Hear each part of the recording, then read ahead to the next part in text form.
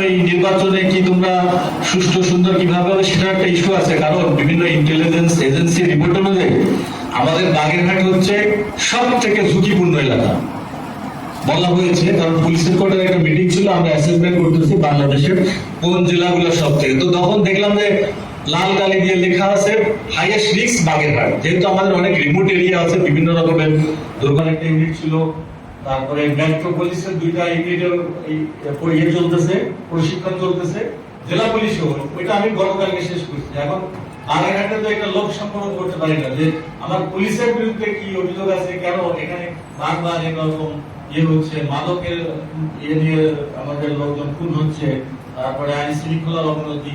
আমি আগে এসপি সাহেবকেও বারবার বলেছি যে এই যে আমার মানে ইউনিভার্সিটির ছোট ভাই, আমরা আসাদও তাই আমাদের ঘনিষ্ঠ মানুষ। আর একটা বড় বিষয় হলো আমাদের যে রাষ্ট্রের সর্বোচ্চ আইন কর্মকর্তা, তিনিও আমাদের ঢাকা বিশ্ববিদ্যালয়ের আমাদেরই ভাই। তো সুতরাং এটা আমাদের একটা আশাবাদের কথা যে আমরা এটা সুষ্ঠু সুন্দরভাবে করতে পারবো।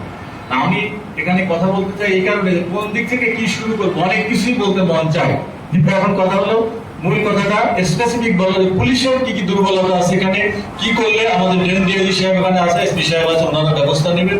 তারপরে না বললে আমরা তো ঢাকা থেকে আসি, ইনশাল্লাহ আমাদের সার্বিক সহযোগিতা তোমরা পাবে। তো ধন্যবাদ। এখন বলেছেন যে আমার একজন সংবাদকর্মীকে কুপিয়ে হত্যা করা হয়েছে। আমরা ইতিমধ্যে 2জনকে আটকও করেছেন। পাশাপাশি তার কয়েকদিন পরেই আমরা দেখেছি যেন কচুয়াতে সংবাদ সংগ্রহের সময় সংবাদকর্মীর উপর হামলা হয়েছে, মামলা হয়েছে। তাও মামলাটা ওই প্রথম দিকে নিতে চাইনি, পরবর্তীতে মামলাটা নেওয়ানো হয়েছে জোর করে। আমি মনে করি এটা জোর করে, কারণ আমরা বারবার বলার কারণে মামলাটা নিয়ে হয়তো কুমড়াহাটে যিনি রয়েছেন তাকে নিয়ে যেতে হবে স্মরণ করায়, যদি জেলা চেঞ্জ না করতে পারেন এই উদ্যোগটা করলেও। কারণ ওইখানে যে সকল বিশেষ করে পুলিশ কর্মকর্তা কনস্টেবল যারা রয়েছেন তারা হচ্ছে ওই আমলের যে আওয়ামী লীগের সেই যে যারা ছিলেন তাদের সঙ্গে খুব একটা ভালো সম্পর্ক, এবং ওই এলাকার মানুষের সঙ্গে খুব ভালো সম্পর্ক হয়েছে।